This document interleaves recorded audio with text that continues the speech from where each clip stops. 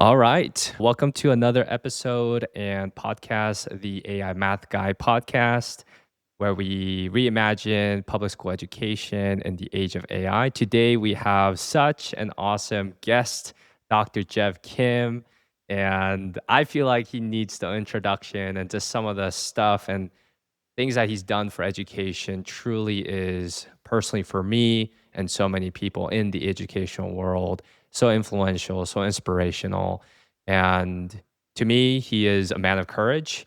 He is a man who has faith not only in God but also just in what our kids can do, what our students can do. And yeah, he is a university professor at Cal State Fullerton and Vanguard University, teaching not only educators, but also educational leaders like principals as assistant principals. And by the way, Dr. Kim, if I'm missing anything or saying anything incorrect, please go ahead and correct me.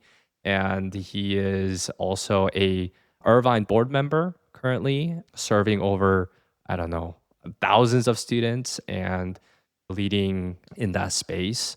And also, he started the first Korean American ethnic studies course in the United States of America, which it's just not just about Korean Americans, but it's also about Americans, period, because whatever we learn in this course can just apply generally to everyone in the way that we show compassion and character with others. So I can go on and on just about his personal mentorship of me just as a teacher as well. Thank you for that generous welcome. And may I ask, are you the AI math guy? I am the AI math Am guy. I the AI math guy? Is it every guest also an AI math guy? Is it just you that's the AI math guy?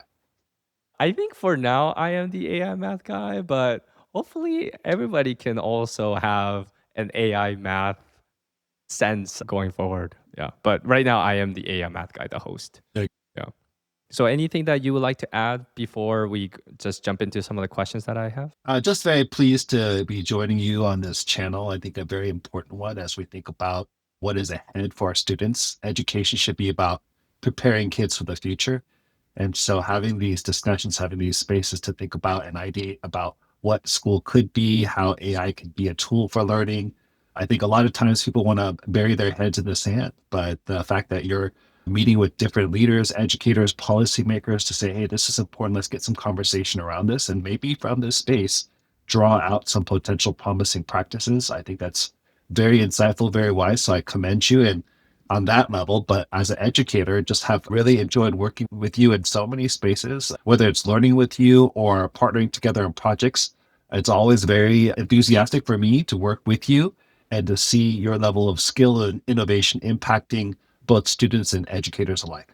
Well, thank you, Dr. Kim. I really do appreciate those kind words and affirmation. And yeah, it has been such a pleasure, honestly, growing with you and learning with you. And it has challenged me not just as an educator, but also just as a person, truly. And I just want to say thank you for that. And I wanted to dig a little bit deeper, Dr. Kim, just about some of the work that you do. So I want to start with the Korean American Ethnic Studies course. And because I think if we think about just the innovative idea behind this, because it's the first, and for anybody to do the first thing, you could potentially face a lot of pushback or I'm not sure, a lot of obstacles. And so I just want to hear more about what made you want to start the Korean American Ethics course. What is it about? And yeah, could you talk a little bit about just the course and yeah, and how you started it and why you started it? Sure. Many of your listeners are probably familiar with the updated CSTP standards for 2024, which encourage students and teachers, for that matter, to understand community, identity, belonging.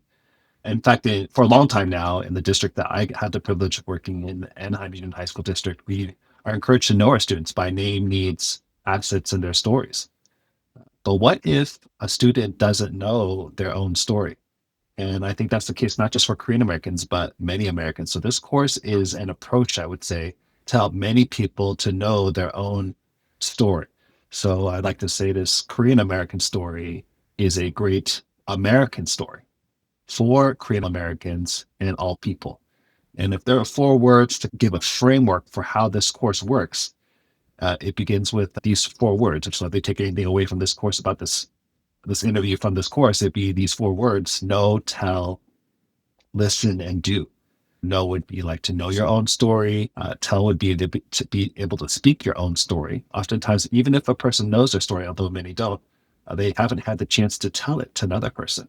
Oftentimes, I've heard it said, especially for youth, but also for adults, that when they speak it, it not only is sharing what they're knowing, but also creates agency as well. This feeling like, oh, I can do something about my situation.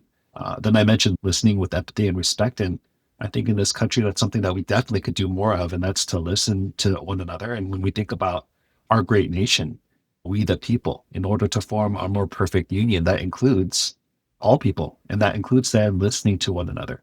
So listening is an important part of this course as students speak, and then doing something good. So in Anaheim Union High School District, once again, we have issued more civic seals than any other district in the state of California, more civic learning awards. And that's because there's this real emphasis on not just knowing, but also doing.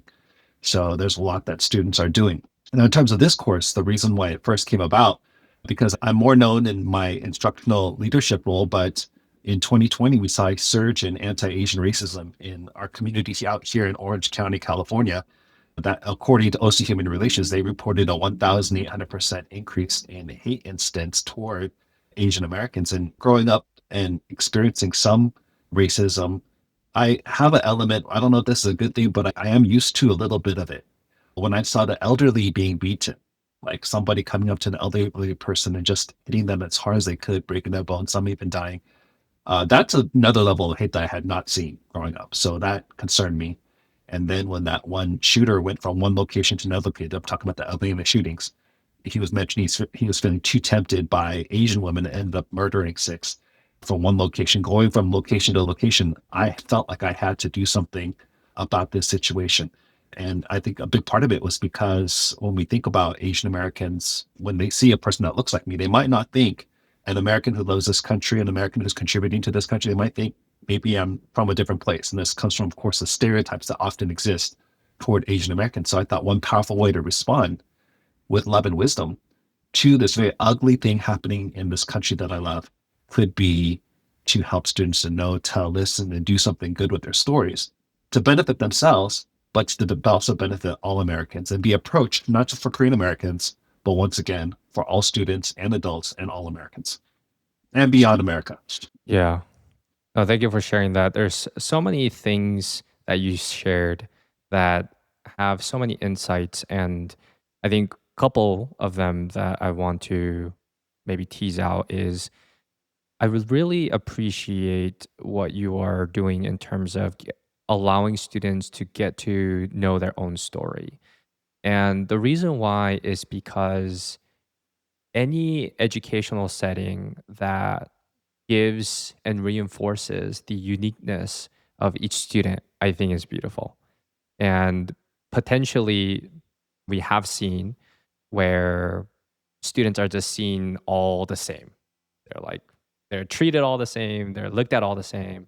And I think what you are doing with helping students figure out and look to their histories that make them unique.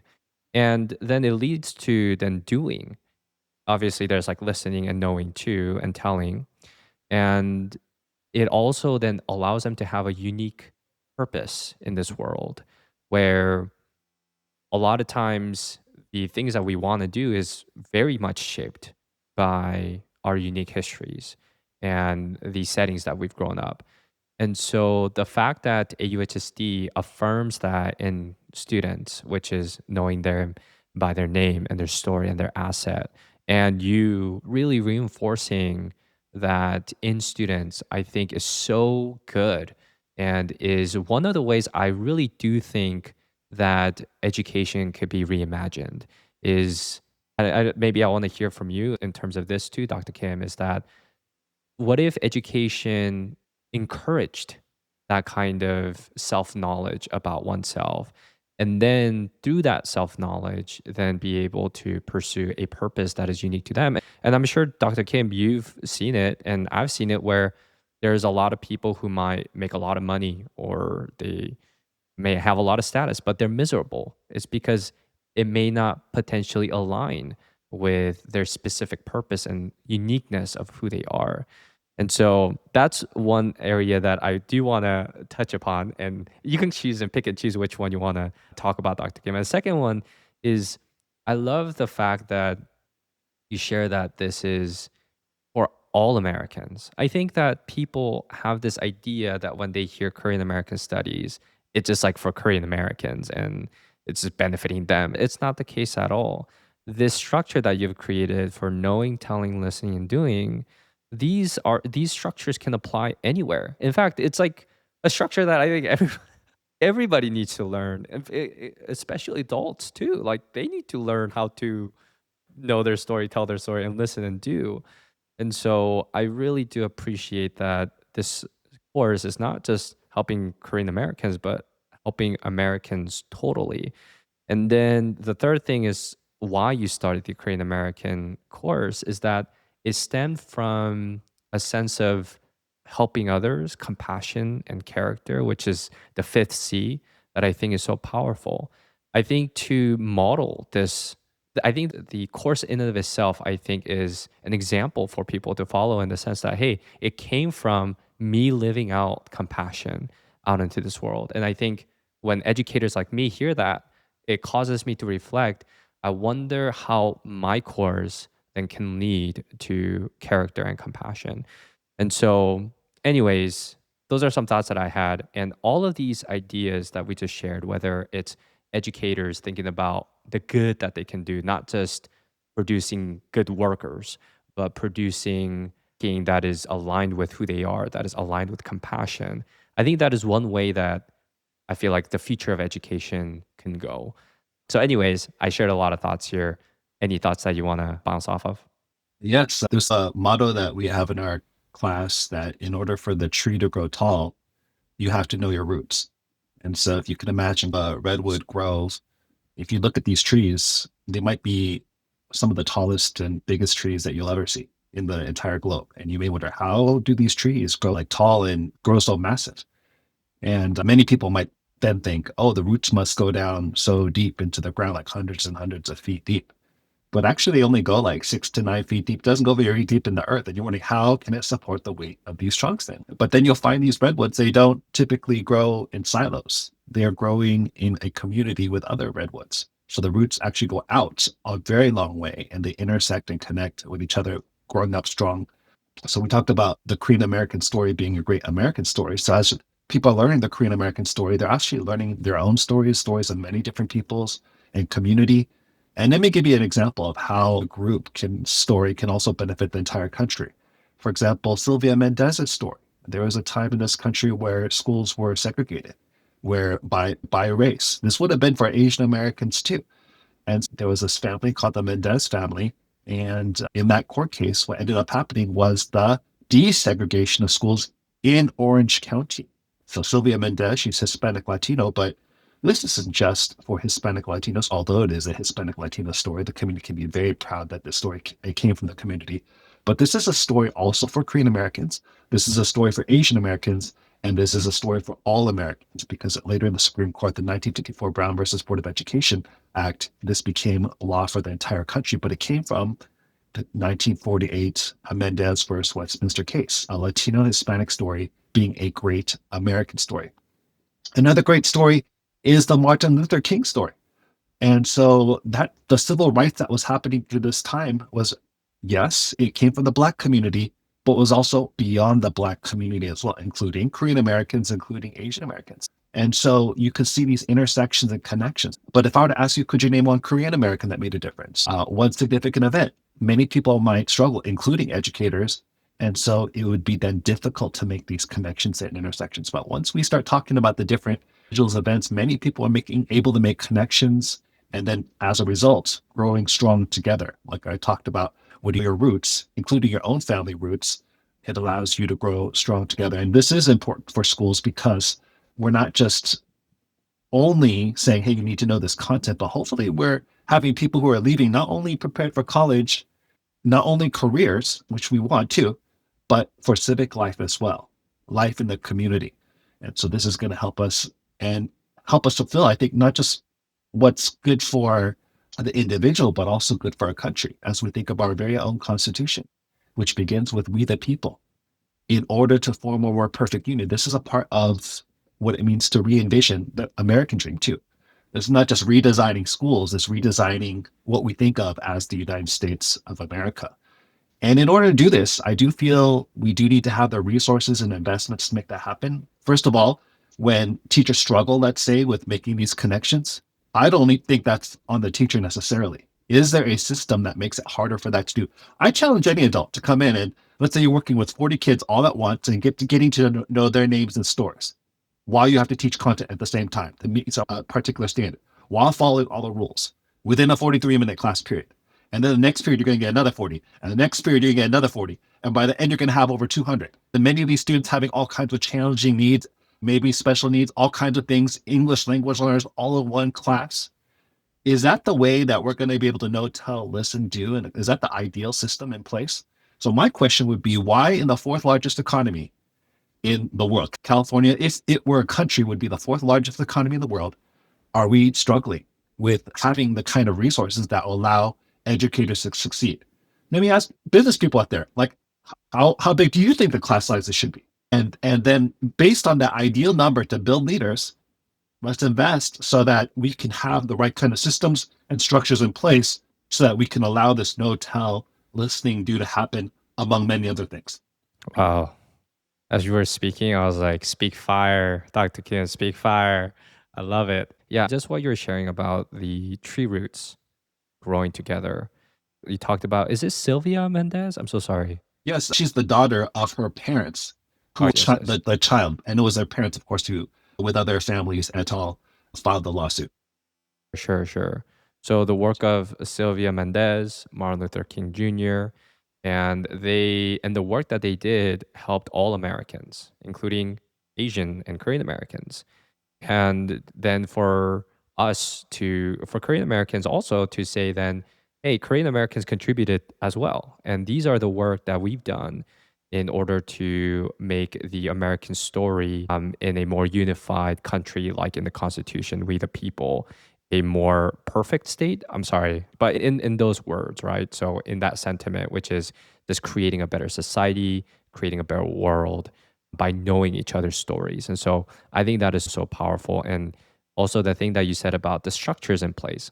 Like you said, having 40 students is so tough. And then having 40 on top of that over and over again, it just is structurally very difficult to know each and every single student. So it almost feels like teachers are thrown into a space where it almost feels like they can't. It's very difficult for them to be successful given the structures that are currently in place.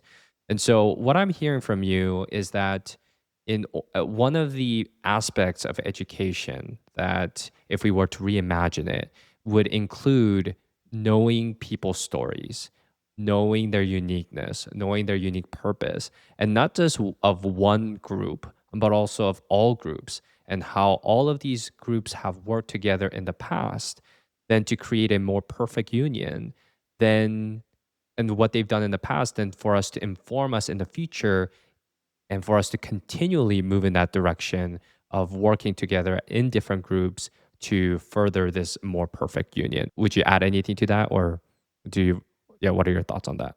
Yes, I think creating those kind of spaces would be so valuable, and it's not going to happen in an instant. Like this is not something you just read one sentence and now you go, "Oh yeah, I got it. Now I understand how this group thinks."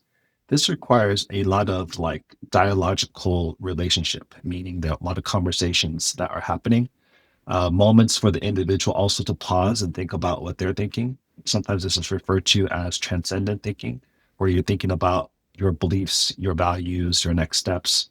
Really, that kind of space is needed individually, but also in small groups and also with the broader group as well. Absolutely. Yeah, I'm sure there's a lot more in there and more steps for us to take. For example, like you mentioned, the transcendent thinking as well. So thank you for sharing in terms of just the Korean American ethnic studies course. How about in terms of as your role in a board member, right? What does that look like for you? What made you want to pursue that role? And just would you be able to speak a little bit about being an Irvine board member? Sure. It's a real honor to be in the highest performing district in California 9 years in a row for math, English, and science. And by the way, I'm so thankful to be in the two pillars of some great districts, Anaheim Union High School District, which where a lot talked about this innovation and this Korean American stays, and that so many good things are already happening. But now that we're transitioning to a different role, yeah, it's another amazing district where good things are happening. 38,000 students, 45 schools, all five of the schools in the top 100 schools in California. Wow. Very, really respected space. And once again, when I think public schools are doing something right, what that does is it helps create promising practices and shows the way for a better community, a better state, a better country. I think our children are the future. So what's happening in schools and what happens in schools becomes very important. And being in this governing role is a great privilege to provide and support the vision to provide the highest quality of education we can envision.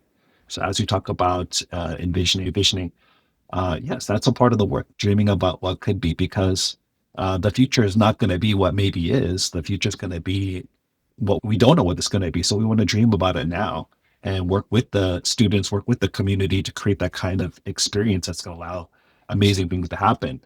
And in the school board role, this is a little different from my educator role. In the educator role, there I am hands on, working in the weeds directly with the students. Whereas in the school board world, I'm more like 36,000 feet in the air, supporting the good work, maybe talking about the why and the what we do, but not necessarily taking care of the how. That's what we hire amazing and excellent, the best staff to do that very important work of providing the highest quality of education and vision. So I think my key role then in this space is, I think it might, for me at least, to catch what's going right and to talk about it. You may have heard the phrase, you raise what you praise. And I think when people think of school board members, maybe they're thinking of individuals who are like politicians and talking about what's not going correct. But in my mind, I think what a school board member should do is to talk about what it is that's going right, all these different spaces, because there's so many things that are going right, especially in a district like Irvine Unified School District, and being able to tell that story. And so I regularly, frequently do that in various spaces, including social media, where I have an opportunity to talk about amazing things that are happening, to tell that story. Because I think that's also part of my role, to tell the story of the amazing things that are happening. And then if there are areas that I think I want to see something more of, it's already good, but we can, the enemy of the best is the good. So you want to continue to think about how we can grow things. Maybe I might, and this is one reason why I ran, since you're asking, so first, I want to see schools that had a greater sense of belonging. And this includes that identity and connection and community. That's something that I definitely want to see as I stepped into these spaces.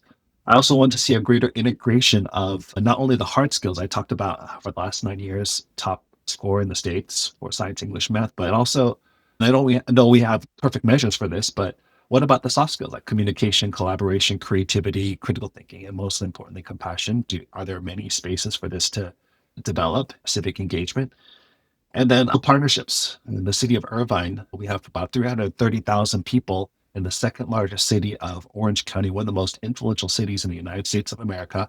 About one third of the top Fortune 500 companies are in Irvine. Wow. Are we effectively partnering with all these businesses who are also wanting to win? In fact, when I go to different conferences, meetings where a lot of these business leaders are, they'll tell me that a lot of their employees came because of our schools. They wanted to come to a place where they knew the schools would, because they felt very comfortable moving to Irvine and bringing their business, bringing their leadership, bringing their talent. So I'm glad that we could do that as a school system for their children. But how could they also like very significantly benefit our students so that they're not just Mm. looking at these corporate buildings from the distance, but from a very young age, they could have many touch points for student young people to think about their future careers. And maybe that it's going to be a no, I don't want to do that. But that's okay. That's a part of that discovery process. And I would love to see more coordination. And it's already very good, by the way. So when I share, all these things are very good already. But the enemy of the best is the good. So when it comes to envisioning, I'm always going to, because I value these things highly, I'm going to ask the question, how can we grow them? I love that. What you were talking about is just some of the highlights of IUSD and some like the highest do so well in math, science, English, and just the in terms of the access with community members and also partnerships. I think that is super awesome. And Before I go into some of the thoughts that I have, could you just like really quickly summarize what a board member is, just in case maybe some of the listeners might need a little bit more clarity on what that is, just really quickly. So there are elected officials like the President of the United States, Congress folks, but the person that's closest to an individual member of the community, closest to the government, will likely be a school board member. So in the state of California, for example, we have maybe about 1,000 school districts. Each school district will have approximately, could be up to seven, but or they might vary in number, but ours has five, and many school board members have five governing school board members who once again focus on the what and why of what we're going to do. And that includes providing that highest quality of education we can envision. So supporting with that alongside the superintendent. And once again, I'm an individual board member, so it doesn't. So what that means is it's not what Jeff thinks. It's together. It's a governance team that makes the decision. So I'm just one member. I'm currently the president this year, who works with the board, the team, alongside the superintendent to focus in on the what and the why. And then we hire or we work with the staff, or actually, it's really the staff that hire the best folks to accomplish that mission. Absolutely. So you are an elected official and who basically almost steer the ship, like the big ship. And in terms of the actual implementation, you have principals and different people who work in the district to implement those ideas and initiatives that you as a board member together have in mind. And I think when people hear of IUSD, and the stuff that comes to our mind is like, man, these guys are the real deal. They are known for just such a high level of execution in terms of their education, in terms of the teachers that they hire and the people that work in the district, I think is really awesome. And I really do appreciate that that is a model of raising up leaders and raising up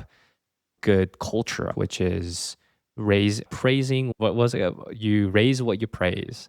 That method of leadership. And you're right. I think we often do hear, and even me too, I like catch myself doing this, is that we might pinpoint all the wrong things out there.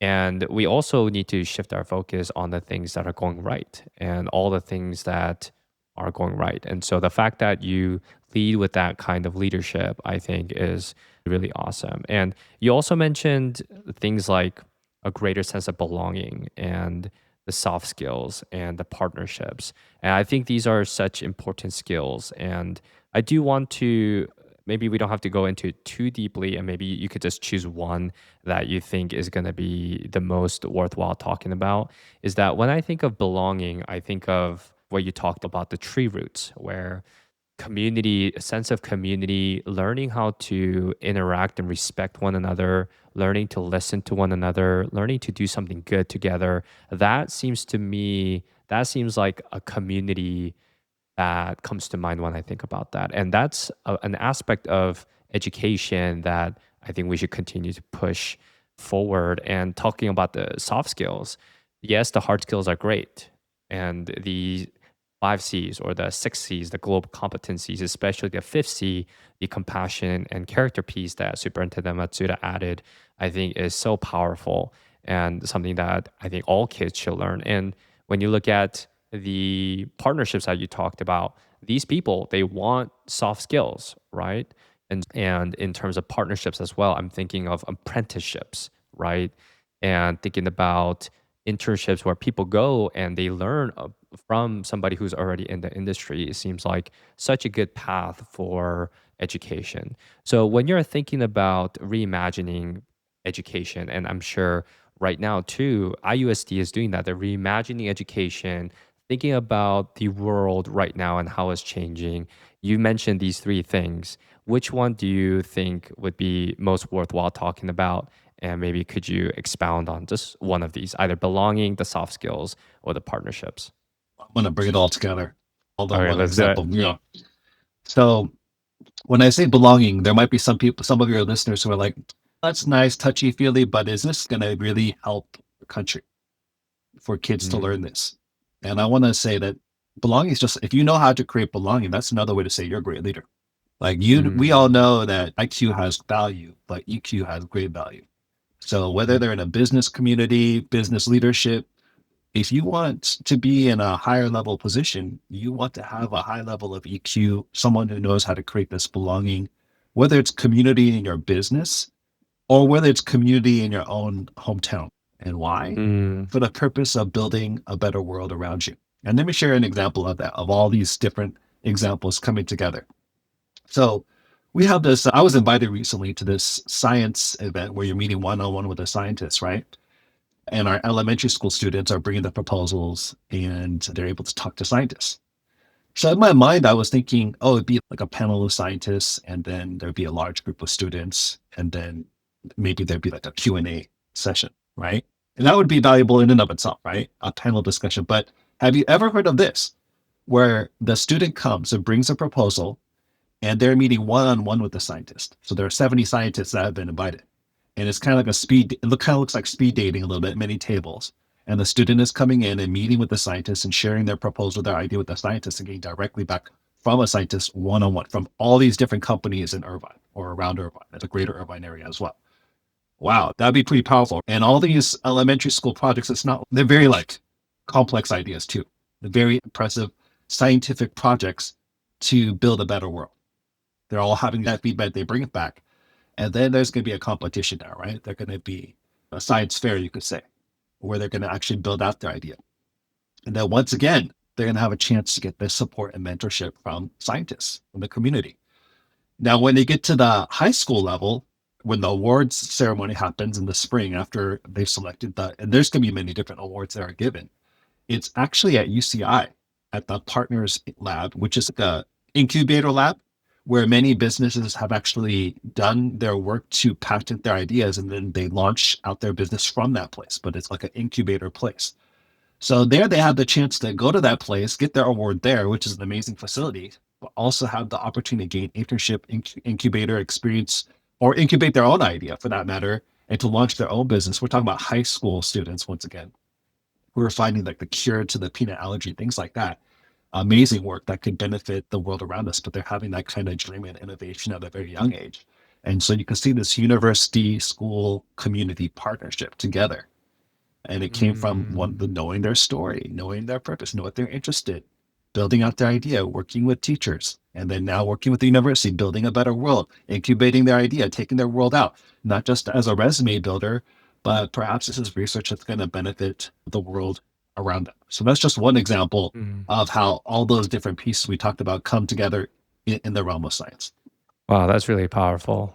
Just being able to present real life to an authentic audience, then to get feedback, then do something, go to the incubator area and to actually start the business. Wow, what a like real life experience and all the skills that the kids and the students are building along the way. That just seems so awesome. One thing that I would like to ask is this led by a teacher or is it just in a science classroom or is it cross curricular? Where do the students and the teachers find the space and the resources and the time to be able to do something like this? Well, every student's going to get their science experience, but then maybe some want to do something more. And so then they'll with their elementary, middle, high school teacher to work a little bit Mm. more closely together than to submit these proposals. And then at Mhm. the district level, there's directors of these kinds of curriculum, as well as science curriculum specialists who help facilitate these kind of partnerships so that these events can happen in partnership with IUSD, but also with UCI and then our community partners together. Absolutely. So good. Yeah, it seems what I'm hearing from you is the role of the teacher to take that initiative and to make those connections with the district and also with their students to give opportunities like that seems so important as well. In this case, it's actually the district who's creating the opportunity and for teachers if they want to be involved at the level that they would like to be involved at. Oh, So okay. So they're already it's they're already teaching their science classes, but mm, they might mentor the students that have particular interest to then be a part of this fair. But it's the oh, that's district awesome. who's coordinating the event and making the partnerships happen. Because the teachers, once again, I mentioned earlier how they have 200 kids in their class teaching all their classes. They don't have time. Now, some teachers will. They will create Mm, partnerships. They will do all kinds of things. They'll go way outside of their box to make this happen. But once again, that's because they're tremendous. But that's not a system that I think is the ideal system. The ideal system is they're getting the support to make these dreams happen for students. that's so good. So it's district initiated and creating the kind of resources and connections for students or for teachers to be more easily able to tap into those resources to create those experiences for kids. Oh, Yes, go ahead. yeah. I do have just one more question and then one last question. But did you want to share anything before we pivot to a different topic? No, go ahead. Okay, okay. So just two questions left over. So the first question is as your role as somebody who's created a brand new course in the history of America, plus your role as a IUSD board member impacting thousands of students and teachers and district personnel and all the employees within it. What is your role or how do you see AI in terms of all of this and also just impacting education period? And then the last question is what is your last words to educators, ed policymakers, and just teachers and so on and so forth? But maybe we could talk about the AI question first and then end with that last question of your last words. Yes, I think as we think about preparing students for the future, it's important to think about AI as well and where that fits into my own life. So I think it begins with my own use as an educator too. How can I use it to right now? For me, we have a resource in Anaheim Union High School District called Google Gemini, and you can create gems. And so I've created a variety of gems that can help facilitate me as an educator. For example, whether I'm applying for an application or whether it's a rubric I'm creating, this can be used to speed up time on lesson design and give me not the answer once again. And I want to make that very clear as I talk about using AI as a tool, AI as a thought partner. It's someone who I'm talking to. I'm ultimately making the decisions, but it's nice to have someone who's brainstorming a lot for me so that I can then create my own unique creative work.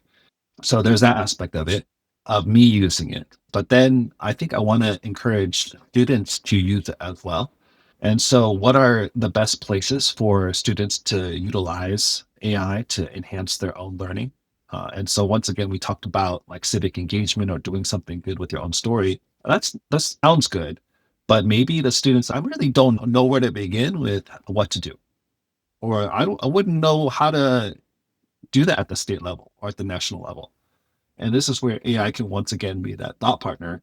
So you can, as they're creating their ideas and their proposals, they're consulting with AI in partnership with the teacher to really think through how can how can this idea be used civically in a compassionate, thoughtful way. And once again, this is where the teacher can support. The teacher can support, and maybe even the district can support with creating some prompts that allow these gems to be created very easily on their end, but then a powerful tool to help with their learning. Once again, in the class, I have 40 students. So to give feedback or immediate feedback or timely feedback to 40 students on a very complex proposal, that would be, I don't know, let's just say I'm spending even 1 minute for my 200 students. How long would that take, right? Even if I were to spend 1 minute, but trust me, it would take more than 1 minute to read through their work and give them feedback and give a grade. And then that's even before lesson planning, right? So this is where once again AI can come in and they can get immediate feedback. So if I have some good guidelines, a good prompt, and in that place, they can get that feedback immediately. And what they could do is then share that feedback in like a discussion post where they themselves are having the opportunity to have that transcendent thinking. It could be a one-on-one discussion with me, which is great too, because sometimes knowing what they're thinking is actually helping me to see if they really understood the idea. It's kind of like math teachers. I think I know you're math AI guys. Sometimes as math teachers, don't just say, "Show me the work," not just Oh, the yeah. answer. Yeah. So Oh, this is yeah. like this is showing the work. This is what I asked AI. This is what I got. This is my thoughts related to that. So this is like the showing the work, not in math, but with AI that can be applied cross curricular as well. And as an educator, when I see how their thinking behind their AI use, I find that to be very helpful in providing guidance. And then once again, that's a one-on-one discussion post, but sometimes it's just helpful to have it all in one place because then students can also learn from each other. So we've maybe heard of seeing teachers as sage on the stage, but in today's world with YouTube, there's probably somebody who could say exactly what I'm saying, but so much better than me. We don't need to be the sage on the stage anymore. We need to be the guide on the side. And maybe that's always the case, but even more so now. So sometimes the students have very profound thoughts and they could be learning from one another. And once again, that's also a part of that knowing and telling maybe their idea. Their story includes their idea. So this is a part of knowing and telling and listening to each other, and then doing something good with it as well. And yeah, and so I think just incorporating that more and more has value. Absolutely. Yeah, I think what you shared about just your personal use to be able to create gems and custom GPTs or custom AI to help you automate and expedite some of the stuff that you're doing is awesome. And also utilizing it to give or for students to get feedback. I think that's a really awesome usage as well. And so I think AI literacy and AI exposure, it seems like was one of the things that is going to be very important, I think, for students as they continue to move forward and graduate and so on and so forth. To your last words to the listeners, primarily I think ed policymakers, but it can go for everyone. But what is your last words just to people who are listening to this? Any words of hope or encouragement or Yes. anything like that? I think this can go out to all levels, whether it's educators, but also policymakers, government officials who are making decisions on budgets. Many people don't know this, but a large part of our state budget, California, is connected to education. So it's very important that our policymakers are saying yes and giving opportunity to make the right decisions related to education, including funding. And some people might be thinking, is it worth it? And I'm going to leave it with this quote here. If you have 1 year, grow rice. If you have 10 years, plant trees. If you have 100 years, educate the child. We are doing the work of generations. And so when we invest in education, that's not just, that is one child today, right now, but it's so much bigger than that. We are impacting a generation and generations for our own communities, for California and our country.